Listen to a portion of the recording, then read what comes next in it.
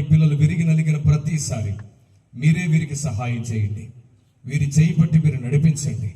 ఆత్మలో వర్ధిల్లునట్లుగా నీ పిల్లల్ని స్వాధీనపరుచుకోండి. లోకమాలిన్యం నీ పిల్లల్లో చేరకుండా వీరిని మీలోనే ఉండనివ్వండి. పరిశుద్ధ తండ్రి, నీ పిల్లలు నీ చిత్తమును నెరవేర్చినట్లుగా తమ ఇష్టాలను కూడా నీ అధికారానికి లోపరచగల సైనికులుగా వీరిని మార్చండి. యెహోషువల వలె, తిమోతిల వలె, ఎలీషాల వలె నీ పిల్లల్ని ప్రభువా మీరు నమ్మకమైన శిష్యులుగా బలపరచండి. భవిష్యత్తులో వీరు ఒక్కొక్కరు 1000 మందిని నీ కొరకు సంపాదించే వరకు చెక్కు చెదరని బలం ప్రసాదించండి. వీరికి నీదేందు మనుషులదేందు వర్ధిల్లుదురుగాక.